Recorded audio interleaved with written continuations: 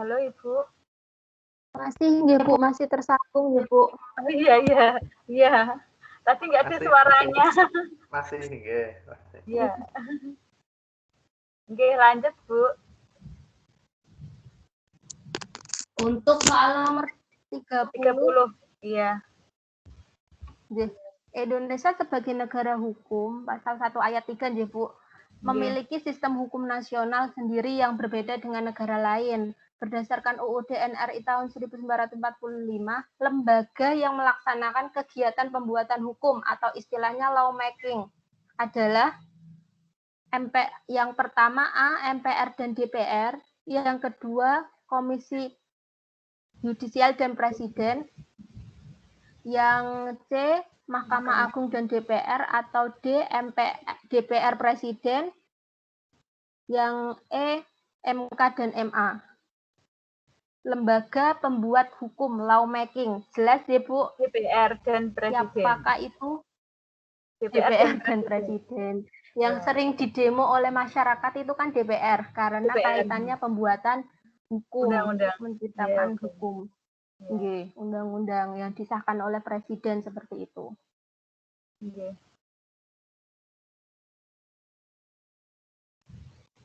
Nomor 31, kewenangan mengadili pada tingkat pertama dan terakhir yang putusannya bersifat final dalam memutus pembubaran partai politik dilaksanakan oleh A. Pengadilan Negeri, B. Pengadilan Tinggi, C. Komisi Yudisial, D. Mahkamah Agung, atau E. Mahkamah Konstitusi, Bu. Kalau soal yang kemarin sebelumnya, Mahkamah Konstitusi.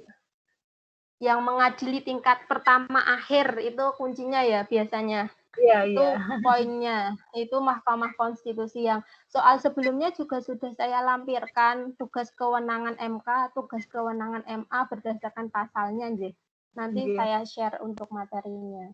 Nggih, terima kasih, Bu. Jawabannya E, Mahkamah Konstitusi. Konstitusi, nggih. Lanjut di soal nomor 32, keterlibatan Indonesia dalam kerjasama antar bangsa sebagaimana diamanatkan oleh pembukaan UUD NRI tahun 1945 dimaksudkan untuk A. Membina dan menegakkan perdamaian dunia, B. Memenuhi berbagai kebutuhan warga negara Indonesia, C. Mengatur kehidupan warga negara yang berada di luar negeri, D. Membangun perekonomian dan stabilitas keamanan negara, ataukah E. Mendapatkan dana pembangunan di dalam negeri. Keterlibatan dalam kerjasama antar bangsa itu kan kaitannya tujuan negara, nggih? Nggih. Melindungi, memajukan, dan ikut. Berarti jawabannya A ya, Bu. Aktif Membina dalam dan menegakkan perdamaian dunia. Perdamaian dunia. Ya. Itu tujuan negara, salah satu tujuan bangsa Indonesia kan itu untuk ketertiban dunia. Okay. Nah, fungsinya untuk menegakkan perdamaian dunia. A. Okay. Nah, ini soal yang kadang mengecoh juga. Lumayan. Gitu ya. Nomor 33 ini setiap orang yang memiliki perkara hukum di pengadilan didampingi oleh penasihat hukum, baik yang berasal dari organisasi, IPI, LBH maupun IKADIN. Hal ini terkait untuk menjamin keadilan dan kedamaian karena A. Adanya mafia peradilan yang sulit dikendalikan, B. Adanya peluang penyuapan, C. Adanya proses penegakan hukum yang sesuai dengan peran hukum, D. Adanya tunggakan perkara hukum, atau E. Adanya penegak hukum yang kurang profesional. Jadi dulu waktu kuliah saya juga sempat tanya, kenapa kalau orang yang bersalah tetap mendapatkan pendampingan hukum seperti itu kan ya Bu? Iya. Kalau koruptor itu kan dia diberikan misal kalau orang bersalah tidak mampu untuk menyewa misalnya pendamping hukum kan biasanya diberikan mahal, bayarnya kan mahal. gitu. Iya, mahal. Nah, itu ternyata memang terkait dengan keadilan, menjamin keadilan dan kedamaian bahwasanya setiap orang di Indonesia itu sama kedudukannya di muka hukum kayak gitu. Makanya orang bersalah itu dalam artian didampingi seperti itu. Didampingi nah, penegak itu hukum yang ya, Bu. Iya. Yang paling C ya, tepat Pak? berarti C. Iya, betul. Adanya proses penegakan hukum gitu. penegakan hukum yang sesuai dengan peran hukum yang ada di masyarakat gitu. Nggih. Koruptor kok bisa ini kan biasanya kan kayak gitu kalau di ini ada jaksanya, ada yang penasihat hukumnya yang mendampingi kayak gitu kan. Iya. Ternyata memang seperti itu. Terus kayak kasus pembunuhan juga sama ya Bu, meskipun dia bersalah pun tetap didampingi oleh apa namanya Masih, penasihat Bu. hukum itu ya. Kayak kasus kemarin yang viral Iya. di Rembang itu Di kan Rembang, tetap iya. dia mendapatkan Iya, pembunuhan pendampingan. itu, iya. Dia tetap mendapatkan meskipun dia tidak mampu disediakan seperti itu. Iya. Karena mungkin juga ini memudahkan di dalam kasus penyelidikan juga di dalam menjawab pertanyaan-pertanyaan yang diberikan seperti itu. Iya, Bu. Terus Betul. nomor 34, penegakan hukum terhadap tindak pidana korupsi terus dilakukan, tetapi para pejabat negara seolah tidak takut melakukan korupsi. Belum efektifnya penegakan hukum dalam hal ini sangat dipengaruhi oleh apa? Pertama, apakah anggaran negara yang terus semakin besar? B, perekonomian negara tidak stabil memberikan peluang korupsi. C, perilaku aparatur hukum yang kurang tegas. D, sikap dan perilaku aparatur yang menghambat pembangunan nasional, ataukah E, peran serta masyarakat yang sangat kurang. Yang itu jelas nih, kenapa korupsi itu masih sering terjadi. Ya karena hukumnya yang kurang tegas. Iya, hukum yang kurang tegas itu. Iya. Nah, Kadang ketika kalau memang masih hukum itu sesuai ya maksudnya akan berkurang, tapi kan ini soalnya itu kan yang ditanyakan kurang efektif, kenapa? Dari sisi hukumnya kayak gitu nggih. Iya. Sebenarnya jawaban misal perekonomian negara yang tidak stabil, sikap aparatur itu kan juga mendekati benar ya Bu. Tapi kan yang paling tepat, jawaban yang paling tepat itu yang C. Iya, kalau dari aparatur hukumnya tegas, pasti itu korupsi tidak bakal menjalar kemana-mana. Oke, itu yang paling penting. Nomor 35. Ini tentang asal-usul Pancasila, kausa itu. Bagaimana, nomor 35, bagaimana Pancasila itu dibentuk rumusannya sebagaimana terdapat dalam UUD NRI 1945, di mana dalam hal tersebut BPUPKI memiliki peran yang sangat menentukan. Hal ini merupakan asal-usul Pancasila, yakni pada kausa normatif, materialis, formalis, efisien, ataukah finalis? Formalis. Bentuk pada bentuk formalis ya. Form, bentuk dari asal kata itu. Asal usul bentuknya itu kan dalam sidang BPUPKI seperti itu. C.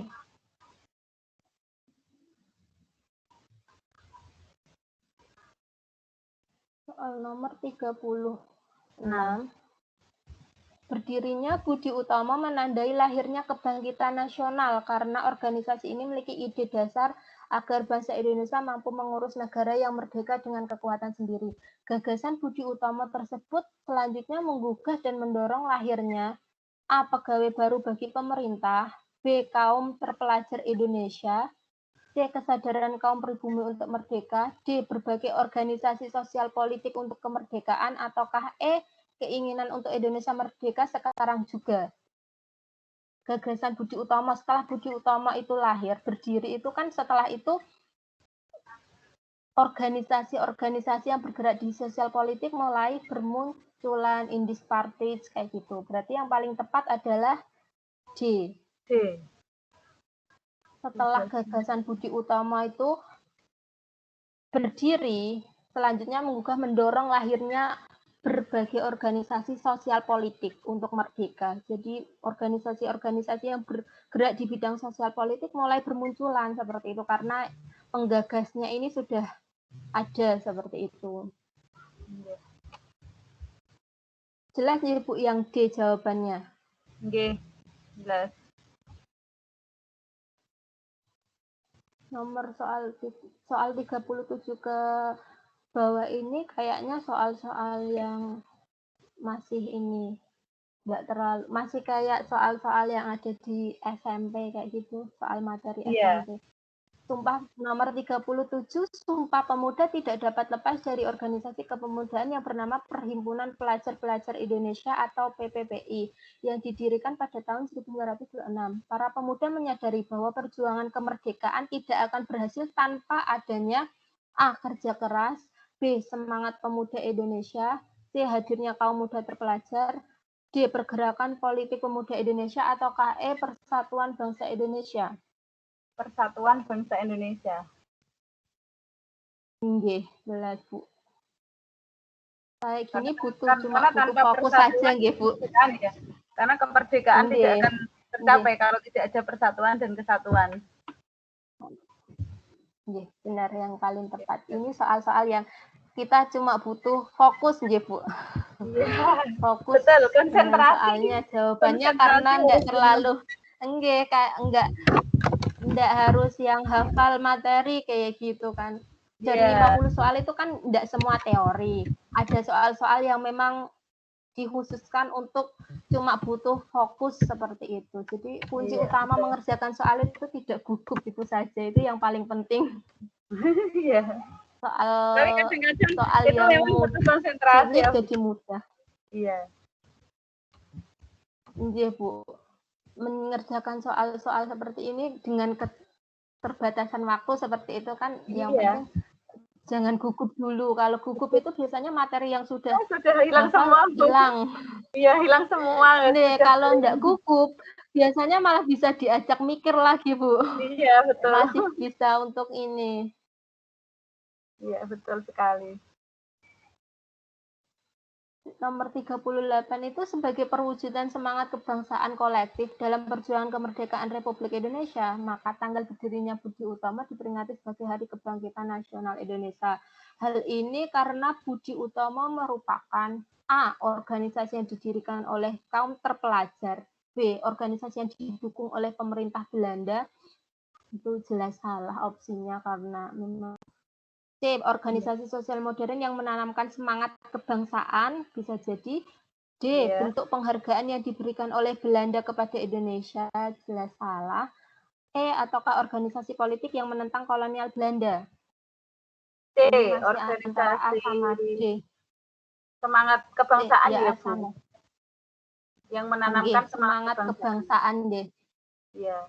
Ini yang ditanyakan kan tentang Budi Utomo. Kalau Budi Utomo itu organisasi yang bergerak di bidang sosial politik yang menanamkan semangat untuk merdeka seperti itu. Ini juga soal-soal yang masih sebenarnya kan kalau A itu opsinya nggak terlalu yang salah seperti yang didirikan oleh kaum terpelajar ya memang kaum terpelajar pada saat itu untuk memiliki tekad mewujudkan suatu kemerdekaan dengan usaha keras sendiri kayak gitu. Kalau yang opsi didukung oleh pemerintah Belanda itu kan jelas salah. Biasanya kalau mengerjakan soal ini kalau bisa dicoret maksudnya ini enggak. Jadi nanti kalau tinggal pilihan yang paling tepat mana yang lainnya nggak usah dipikirkan seperti itu untuk lebih fokus. Nah, ini juga kaitannya dengan kehidupan sehari-hari. Jadi soalnya tentang teknologi. Nomor 39, teknologi informasi telah menghadirkan media massa yang dapat memengaruhi pola pikir karena dapat menggiring opini masyarakat yang memberikan implikasi ideologis, yaitu A. Mudah terpengaruh oleh hal yang berbau barat, B. Kehilangan arah sebagai bangsa yang memiliki jati diri. C. Lenyapnya identitas kultural nasional dan lokal. D. Hilangnya semangat nasionalisme dan patriotisme. E. Cenderung pragmatisme dan keinginannya serba instan. Itu jawabannya kira-kira apa B, Bu? B, Bu. Yang kaitannya ideologi. Kehilangan arah sebagai bangsa yang memiliki jati diri. Betul apa tidak, Bu? Jati diri bangsa, nggih, benar tepat nggih, Bu. Ya. Karena ini yang ditanyakan implikasinya terhadap ideologi bangsa seperti itu. Jadi yang sesuai. Okay. B, nggih, Bu, yang paling tepat kehilangan arah sebagai bangsa yang memiliki jati diri. Jati diri sebagai bangsa. Yang membedakan. Ya. Ya, yang membedakan negara kita dengan negara lain itu kan jati diri kita yang perlu dipertahankan. Kepribadian jati diri nggih. Ya, Pancasila sebagai kepribadian bangsa itu kan ada ya. Iya. Pancasila sebagai perjanjian luhur. Sekarang nomor 40 untuk nomor 40 Republik Indonesia yakni semangat perdamaian dan semangat Pancasila. Dalam konteks kehidupan siswa, ini yang ditanyakan siswa. Maka setiap siswa seharusnya mempunyai komitmen untuk A. Melawan segala bentuk kemaksiatan, itu terlalu tinggi ranahnya kalau siswa. B. Belajar bersama mengerjakan soal ujian, agak. C. Menolak segala bentuk kekerasan dan radikalisme, kurang tepat kalau yang ditanyakan siswa, Bu. D. Menghindari perbuatan yang tercela, bersama-sama menghadapi ketidakadilan. Kalau siswa ini tugas utamanya kan belajar, kan yang ditanyakan seharusnya mempunyai komitmen untuk ini. Yang komitmen untuk B apa C? Belajar bersama mengerjakan soal ujian atau menolak segala bentuk kekerasan dan radikalisme. Kalau belajar bersama mengerjakan soal ujian kan memang sudah tugas mereka ya, Bu. Untuk komitmen berarti kan C ya, menolak segala bentuk kekerasan dan radikalisme. Menurut saya. Benar. Kalau yang B itu kan sudah sewajarnya tugasnya. Apalagi itu juga rancu, belajar bersama mengerjakan soal ujian itu lebih ke tugasnya sudah seharusnya sebagai siswa, tapi yang ditanyakan komitmennya. Komitmen itu untuk menolak segala bentuk kekerasan dan radikalisme sebagai semangat perdamaian dan semangat Pancasila. Tapi sebenarnya soal-soal seperti ini konteks pertanyaan sama jawabannya agak kurang. Ya betul sekali. Kurang cocok. Iya, kurang cocok, kurang nyambung menurut saya. Ini kurang cocok, kurang nyambung. Cuma yang paling tepat aja C. Kalau yang lainnya soalnya salah seperti itu. Tapi sebenarnya enggak ini. Kalau komitmen kan lebih ke semangat. Mungkin semangat siswa di dalam mengejar cita-cita itu bisa saja. Iya. Betul, kalau pertanyaannya ke ranah siswa. Iya. Lanjut ya Bu, berhubung masih nomor 41. Nomor 10 soal 41.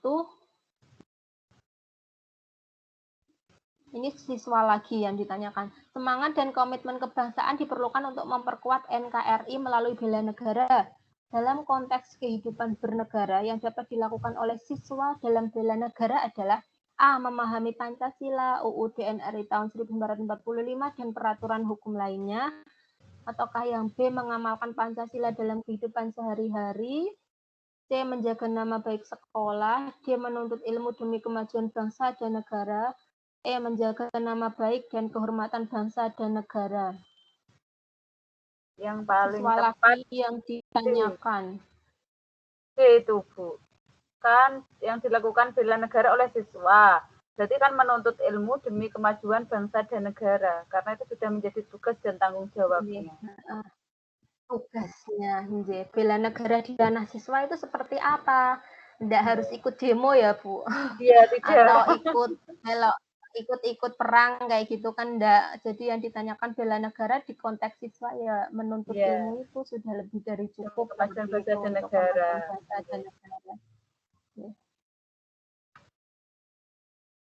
Nanti kan soalnya seperti ini semua aja, Bu. Iya. Enggak harus bisa jawab.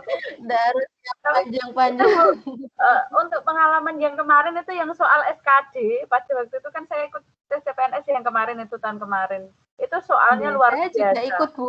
Oh iya. Soalnya luar biasa. Saya itu justru malah TWK-nya itu agak yang ini gitu, yang soal-soal Inggris saya passing grade tapi Qadarullah masih peringkat 4. Yang diambil 3 gitu. Kalau saya itu kelemahannya itu Bu, yang namanya itu loh. Yang kayak hitung-hitungan itu loh. Iya, tiunya saya kurang ya. Kalau TWK di atas KKN. Kepribadian sama, cuma itu kelemahannya. Itu kemarin kehidupan sehari-hari tapi mikir banget ya Bu, buatan teori tapi itu kita untuk mikir banget. Jadi menguras pikiran, kita sudah mikir ini sudah jam Nggih. segini, kurang berapa menit lah itu kita sudah gugup semua. Jadi cara memanage waktunya aja yang kurang itu, Bu. Benar. Ya, Kalau berdasarkan kemarin ikut reat-reat itu yang pertama itu TKP dulu, yang ya, kepribadian itu. Nanti ya, lanjut ke TIU, baru ke TWK. Ke TWK kan seharusnya sudah nggak ngebul nggih, udah TIU-nya udah ya. selesai gitu. Tapi kok Kalau malah balik ngebul lagi tadi iya, pas kemarin itu, balik iya, mikir lagi. nggih. Itu Ibu ada trik-triknya apa tidak, Bu? Ketika kita menjawab, kita harus jawabnya yang bagaimana dulu, gitu. Nggih, itu kalau kemarin CPNS itu waktu ikut tryout dari PGRI Jawa Tengah itu Ya, TKP itu yang paling penting karena kan kalian salah ndak salah tetap dapat poin. ya. Usahakan paling nggak dapat yang poin 4.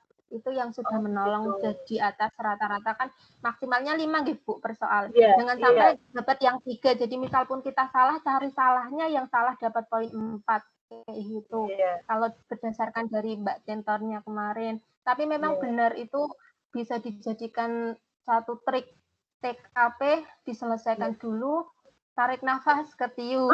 Setelah TIU baru ke TWK seperti itu. Kalau TWK kan bejon-bejonan sih Bu, ada yang memang dapat teori yang gampang, ada yang memang Iya, kalau pas soalnya susah ya susah seperti itu. Tapi kalau iya, yang paling penting itu TKP karena salah benar pun masih dapat poin kayak gitu, masih bisa menyelamatkan poinnya dan iya. ketika hasilnya sama kan itu peringkatnya yang diambil kan TKP yang tinggi dulu kayak Tinggi. gitu. TKP itu nalar juga.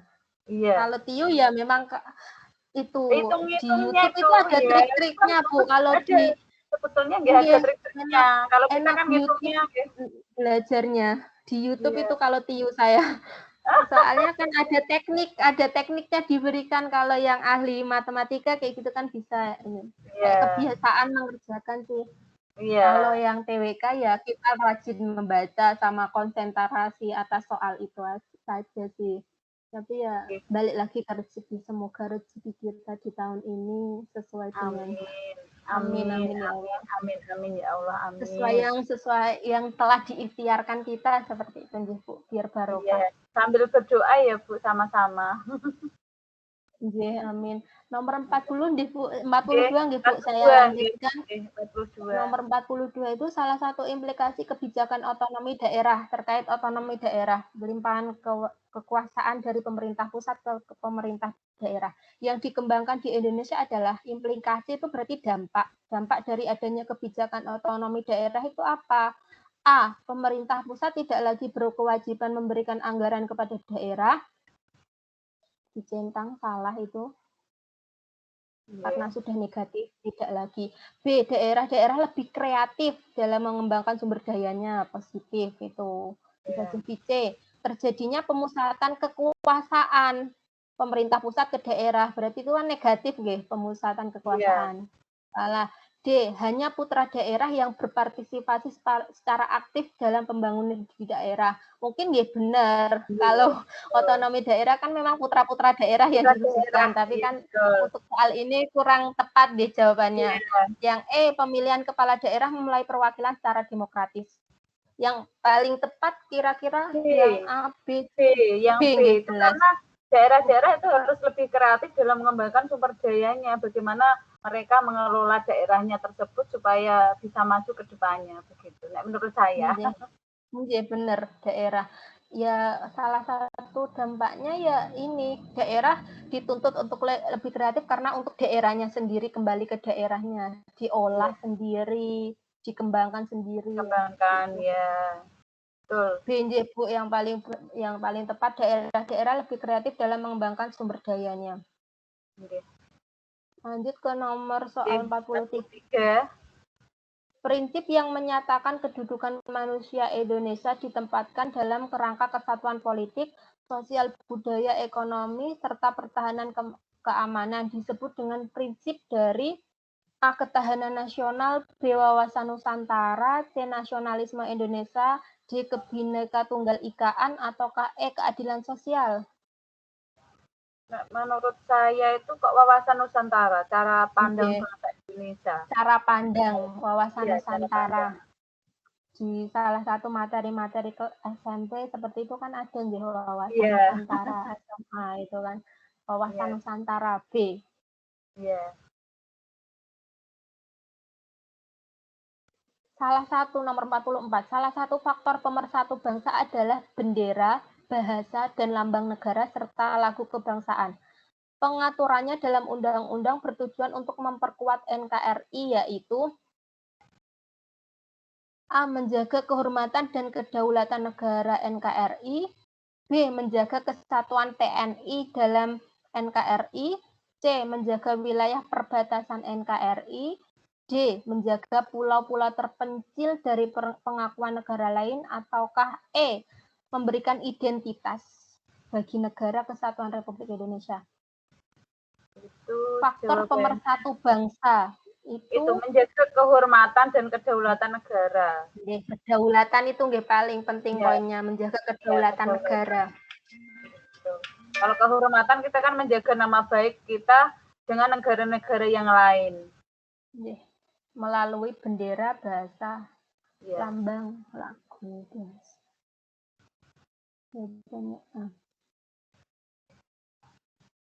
Tadi faktor pendukung, sekarang masuk ke faktor penghambat, Bu. 45. Iya.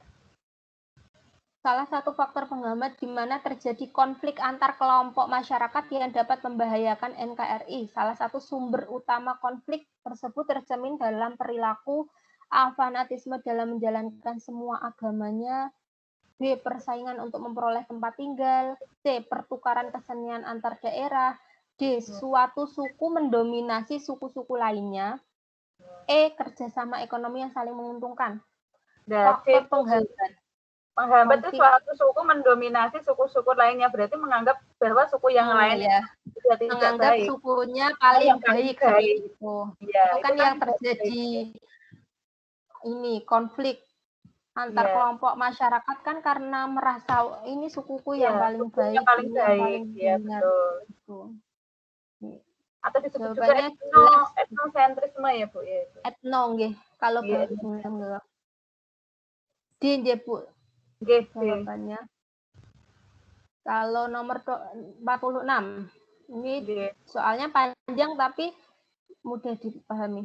Kebijakan pemerintah yang ditujukan untuk mengatasi segala ancaman yang akan membahayakan kelangsungan kehidupan berdasarkan Pancasila sebagai dasar negara merupakan strategi dalam menghadapi ancaman di bidang A. Ideologi, B. Politik, C. Ekonomi, D. Sosial budaya, ataukah E. Pertahanan dan keamanan. Kan kata kuncinya Pancasila sebagai dasar negara, berarti ideologi. Bidang ideologi. Iya. Agak panjang tapi jelas soal itu. Dasar negara, kuncinya di dasar negara, Pancasila sebagai dasar negara. Betul. Nomor 47, kesalahpahaman antar kampung atau antar suku dapat memicu konflik. Dua pihak yang berselisih. Pendekatan yang hendaknya dibangun secara terus-menerus. Pendekatan dalam mengatasi konflik itu seperti apa? A. Membiarkan setiap kelompok untuk menyadari kesalahannya, dibiarkan begitu saja berarti. B. Diterapkan hukuman yang maksimal biar tidak terulang, ini bisa jadi. C. Pemerintah menjadi penengah agar konflik cepat selesai. D. Membangun kesadaran multikultural dalam berbagai bidang. Ataukah E. Menempatkan petugas keamanan di lokasi rawan. Kalau pendekatan. Membangun kesadaran multikultural, multi kan banyak Bu ya, berarti dari berbagai bidang itu yang paling penting. Jadi kesadaran semua dari berbagai bidang. Multikultural ya Bu, itu kuncinya. Kan pendekatan, kalau pendekatan kan seperti upaya preventifnya sebelum terjadi konflik. Ya, berarti itu yang D yang paling tepat. Kalau misal hukuman maksimal, menempatkan petugas itu kan setelah kejadian. Tapi kan ini yang ditanyakan pendekatannya yang dibangun, berarti upaya preventifnya. Sebelumnya harus ini pra, berarti membangun kesadaran multikultural. Saya lanjut ya Bu, nomor 48. pemerataan hasil pembangunan di Indonesia masih belum merata. Hal ini ditunjukkan oleh adanya jumlah penduduk yang berada di bawah garis kemiskinan belum menurun secara signifikan. Dalam upaya mewujudkan persatuan dalam bingkai Bhinneka Tunggal Ika, maka kebijakan yang tepat, kebijakan dalam mengatasi kemiskinan, berarti ini yang ditanyakan. A. Memenuhi kebutuhan pangan penduduk melalui impor beras. B. Menciptakan lapangan kerja untuk mengurangi pengangguran. C. Menggalakkan program zakat tanpa pandang bulu. D. Menjaga stabilitas harga melalui mekanisme pasar, ataukah meningkatkan akses masyarakat kepada pelayanan produksi. Upaya pemerintah di dalam menanggulangi kemiskinan berarti nggih itu menciptakan lapangan kerja untuk mengurangi pengangguran. Mengurangi pengangguran. Ya, soal kan sama jawaban sesuai nggih Bu. Dan ditanyakan kebijakannya. Ya. Menciptakan kata kuncinya kemiskinan Bu, kata kuncinya. Iya. Kata kuncinya kalau misal menjaga stabilitas harga ya memang itu sesuatu yang positif seperti itu ya Bu. Ya. Tapi kan yang soal yang dimaksudkan ini dalam garis besarnya garis kemiskinan, jadinya yang perlu dilakukan ya memberikan lapangan kerja supaya itu tadi orang-orang dapat bekerja dan memenuhi kebutuhannya sehingga garis kemiskinan agak berkurang. Tepat. Nomor 49, dua soal lagi. Bentuk-bentuk kerjasama dalam masyarakat seperti kerja bakti, membantu bencana alam, dan yang lainnya didasarkan oleh sikap kekeluargaan dalam masyarakat Indonesia yang bukan hanya didasarkan oleh ikatan darah dan kewilayahan saja, karena A. Sudah menjadi tradisi masyarakat Indonesia yakni gotong royong. B. Kita semua sama sebagai bangsa Indonesia. C. Merupakan perwujudan Sumpah Pemuda. D. Dalam rangka mengisi kemerdekaan Republik Indonesia. Ataukah sebagai kewajiban warga negara? Karena ini kekeluargaan, intinya kekeluargaan saling membantu berarti sudah menjadi tradisi masyarakat Indonesia yaitu gotong royong. Gotong royong, nggih. Nilai-nilai sudah ada sebelumnya, nggih. Sudah sejak zaman dahulu sikap kekeluargaan, benar Bu. Yang paling tepat ketika menjawab soal itu dicari dulu kata kunci di soal itu kan. Ya, sikap kekeluargaan membantu. Ini merupakan tradisi masyarakat Indonesia. Kalau kita semua sebagai bangsa Indonesia ya tepat. Merupakan perwujudan Sumpah Pemuda. Itu juga bisa seperti itu. Tapi kan yang sesuai dengan soalnya seperti itu. Oke. Terus soal nomor selanjutnya. 50. Nomor 50 ini pasal 36. Nomor 50 pasal 36 UUD NRI tahun 1945 berbunyi bahasa negara adalah bahasa Indonesia. Seorang guru PPKN harus mampu membina siswanya agar berperilaku sesuai dengan semangat Sumpah Pemuda, yaitu A. Prinsip penghargaan terhadap bahasa Melayu sebagai bahasa pergaulan. B. Prinsip multikultural dalam berkebudayaan dan berbahasa. C. Prinsip pengakuan dominasi kebahasaan Melayu di sekolah. D. Kemitraan egaliter antar suku bangsa dalam berbahasa Indonesia, ataukah berbahasa baku ketika menyajikan hasil karya ilmiah yang dilakukan? Nah, itu berbahasa baku karena menyampaikan bahasa Indonesia yang bagus. Jadi harus memakai bahasa yang baku. Yang kaitannya dengan bahasa Indonesia berarti kan digunakan sebagai bahasa baku. Khususnya di dalam menyampaikan hasil karya ilmiah, karena itu harus menggunakan bahasa yang baku, yaitu bahasa Indonesia. Seperti itu ya. Ini sudah 50 soal Bu. Untuk ini waktunya sudah lebih 8 menit. Saya kembalikan ke Pak Fuad, seperti apa ini mekanismenya selanjutnya? Matur suwun Bu Mentor, Bu Ika Yanti, matur suwun Bu Sri Sudaningsih. Monggo menawi ada yang ingin didiskusikan lagi atau ada yang ingin dibagi sebelum sebelum benar-benar pendampingannya kita akhiri nanti. Kami berikan kesempatan lagi. Nggih, kita santai mawon. Monggo menawi ada yang ingin dibagi atau ingin yang ditanyakan Bu Setianingsih, Bu Ika Yanti, menawi ada yang ingin dibagikan, monggo silahkan.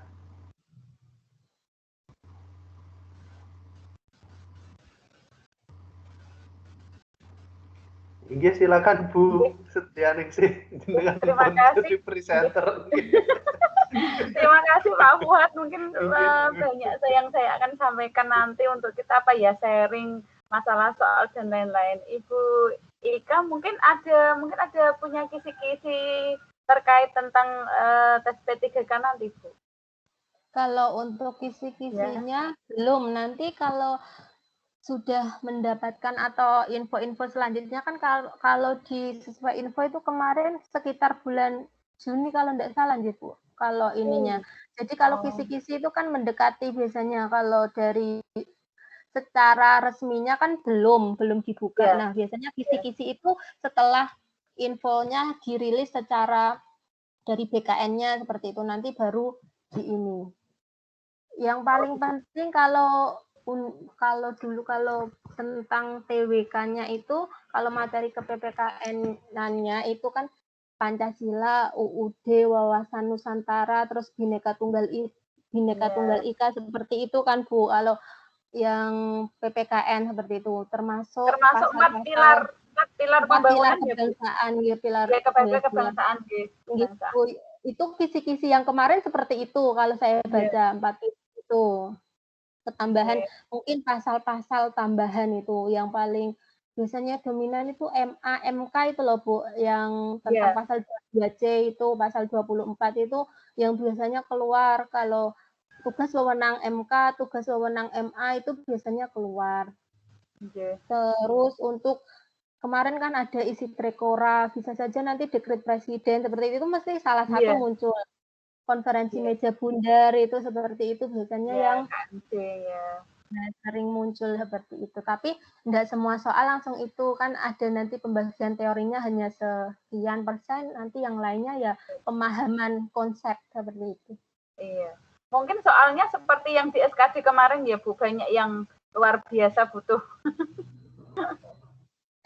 penalaran yang pemikiran yang luar biasa. Teorinya tidak terlalu banyak ya Bu yang SKD kemarin itu justru yang penalarannya seperti itu. Kalau dulu waktu ikut tryout ini soal teorinya banyak yang keluar dan enak gitu kan. Pas ikut SKD loh kok teorinya tidak ada cuma iya jauh dari pikiran kita sudah belajar. Jadi yang paling penting nggak fokus, jadi tidak hanya fokus di teori, terlalu fokus nanti ketika kita mengerjakan dadak ngeblank kayak gitu. Nah, belajarnya mending di ini aja Bu, slow seperti itu ya. Sekiranya ini dipelajari yang kalau pengalaman dari teman saya yang kemarin sudah berhasil seperti itu yang CPNS-nya berhasil itu yang paling penting itu malah belajarnya dari YouTube itu Bu. Karena di situ ada teknik-tekniknya, ada trik-triknya kalau yang dari PIU-nya, tapi kalau yang TWK ya tetap membaca seperti itu. Tapi nanti dikasih ininya buat triknya. Kalau saya dulu membuat rangkuman seperti itu, misal mulai dari Pancasila itu siapa yang tokoh-tokohnya seperti Muhammad Yamin siapa ini sampai proses perumusannya, terus nanti ke UUD tentang pasal-pasal yang sekiranya keluar itu MPR, Presiden, masa jabatan Presiden, DPD itu cara mekanismenya pemilihannya seperti apa, setiap provinsi berapa, setiap provinsi kan diambil 4 kalau DPD Bu, melalui pemilu seperti itu. Jadi DPD anggota keseluruhannya tidak lebih dari 1/3 anggota DPR itu di dalam pasalnya ya. Pasal-pasal itu yang dulu saya sering dikasih tahu itu yang Presiden, DPR, MPR, MK, lembaga-lembaga itu yang biasanya keluar. Terus tentang pasal tentang lambang negara, bahasa itu juga seperti itu. Jadi belajar yang materi PPKN itu mungkin kalau dalam seminggu itu kan ada jadwalnya, mungkin dikasih bagian yang enggak yang terlalu fokus gitu loh ya, sekedar membaca kan soalnya dari dulu kita sudah belajar, maksudnya gitu loh. Kalau kita sebagai yang sudah terjun di PPKN kan artinya sudah mempelajari di kampus, jadinya cuma ini ndak harus yang dihafalkan banget. Misal pasal pun kita tinggal mengulang lagi, membaca lagi nanti. Ya, intinya. Nggak selalu ya itu. Seperti itu, Bu.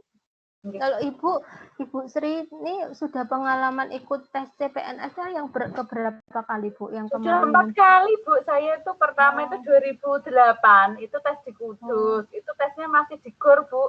Tesnya itu kita nggak konsentrasi, wong di GOR kan muter gitu, tesnya masih tertulis dulu. Yang kedua itu 2000 berapa ya, kalau nggak salah 2017-an kalau nggak salah ya. Atau 2010, saya kok lupa. 4 kali kemarin itu. Yang berturut-turut itu 2018 ada, 19 ada ya, Bu? Yang kemarin ya, saya itu tes, ya 2 kali berarti itu. Yang dulu juga enggak, yang kemarin juga enggak. Nanti semakin pengalamannya semakin bertambah, maksudnya kan artinya sudah sering menghadapi soal kayak gitu. Iya. Makanya perbedaan antara tes tertulis dengan tes SKD yang kemarin jauh sangat berbeda. Kalau yang tes tertulis kemarin masih hafalan sifatnya. Kalau yang SKD kemarin itu sifatnya harus pemahaman, terus kemudian kayak pemecahan masalah seperti itu. Cenderungnya seperti itu. Tapi ketika kemarin pokoknya kuncinya enggak gugup dulu karena memang enggak harus yang hafalan yang keluar kayak gitu, masih bisa dinalar seperti itu. Iya, betul. Ilmunya juga enggak terlalu susah kalau yang SKD kemarin. Enggak yang sampai kalau passing grade-nya kan apalagi diturunkan untuk tahun kemarin yang 2019. Terus TKP juga. Pokoknya kalau dulu sesuai pengalaman itu TKP, TIU, baru TWK yang dikerjakan. Yang TKP ini menunjang nilainya, untuk grade-nya tinggi nilainya. Tapi kita sharing gitu, Bu, ada salah satu yang memang soalnya dipersulit, entah itu kita datanya yang sulitnya TWK, atau mungkin TIU, atau mungkin TKP, itu ada salah satu yang didominasi sulit, Bu. Oh iya, Bu. Bejo, Bu. Kadang istilah bejo itu digunakan seperti ini. Nanti itu balik ke rezeki masing-masing. Insya Allah kalau sudah kalau waktunya. Kita rezekinya belum ya kita harus bersabar. Insya Allah Gusti Allah enggak itu. Kalau kita pasti jenengan pengalamannya sudah banyak seperti itu, sudah melihat maksudnya mengajar sudah lama, sudah ngerti lah tipe-tipe soal ini. Pada saat ujian sekolah itu kan juga banyak soal-soal kalau yang berbau dengan PPKN, Budi Utomo itu ngelotok seperti itu. Itu kan yang sesuatu yang disampaikan terus. Iya, di saat yang lain mungkin yang mapel lain harus belajar TWK dari nol. Alhamdulillah kita sudah ada dasarnya. Seperti itu, Bu. Terima kasih Bu Ika atas waktunya. Terima kasih juga. Terima kasih Pak Fuad. Sami-sami Bu. Alhamdulillah hari ini sharingnya benar-benar hidup, Oh iya. Sinyalnya juga mendukung, Pak. Sinyalnya mendukung. Kalau kemarin itu kita sinyalnya masih itu, Pak, masih terlalu megap-megap istilahnya seperti itu. Itu juga menjadi kendalanya. Iya. Hari ini benar-benar hidup, dua arah, dan juga saya yang dapat banyak ilmu malah saya sepertinya hari ini. Oh iya, Pak. Berdua. Kita bisa sharing-sharing loh, Pak. Nah, paling penting kan ilmu sharingnya. Ilmu saya enggak cukup. Enggak, Pak, kita kan udah hanya sharing Pak ke kisah kita ketika mengerjakan pada waktu tes tertulis maupun tes SKD itu perbedaannya luar biasa memang. Benar-benar luar biasa. Karena bertarung dengan waktu seperti itu. Iya, karena waktunya 100 menit, soalnya juga 90 dan menitannya ikut bergerak seperti itu. Kalau menitannya diajak kompromi bisa ya kita masih bisa pikir. Seperti dikejar waktu malah gitu. Iya, kayak dikejar waktu. Jadi kita mikir mengerjakan soal, kita mikir juga waktunya sudah mau habis ada gitu. Sudah pikirannya sebenarnya pakai headset ya, Bu. Kalau boleh pakai headset gitu biar enggak dengeran waktu. Tak gitu. Terima Terima kasih banyak Bu Ika atas sharingnya hari ini dan pembelajarannya juga Pak Fuad juga terima kasih dan teman-teman. Malah saya yang banyak belajar dari Ibu yang lebih pengalaman seperti itu dijadikan ilmu pembelajaran. Saya juga masih belajar kok Ibu, masih belajar. Kita semua butuh belajar dari pengalaman-pengalaman. Ya. Long life education. Yes, long life education. Leres.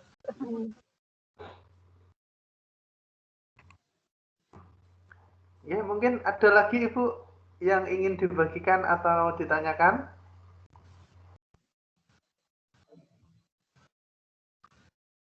Sampun? Sampun Pak, ini waktunya sudah ini. Bu Sri Setiani saya sampun ya? Sampun ya, alhamdulillah sampun. Terima kasih alhamdulillah ya. Alhamdulillah ya pendampingan 2 hari ini bisa berjalan dengan lancar dan hari ini benar-benar hidup dan saya mendapatkan banyak sekali ilmu dari jenengan berdua.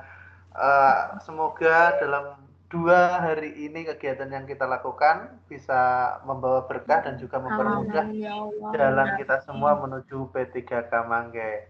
Untuk mengakhiri kegiatan hari ini, monggo sarang-sarang kita ucapkan alhamdulillah.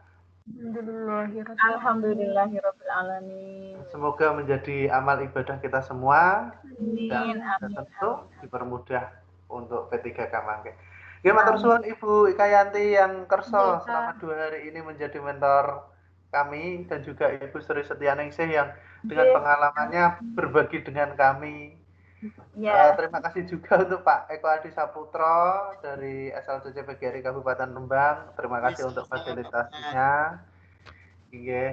Saya selaku host, selaku penanggung jawab untuk PKN hari ini, minta maaf jika ada kesalahan atau kekeliruan yang membuat jenengan-jenengan tidak berkenan di hati. Akhirul kalam, assalamualaikum warahmatullahi wabarakatuh. Waalaikumsalam warahmatullahi wabarakatuh. Matur suwun Bu Ika, matur suwun Bu Sri, Pak Eko. Pak Fuad, Pak Eko, Pak Fuad. Terima kasih semuanya. Suwun, monggo.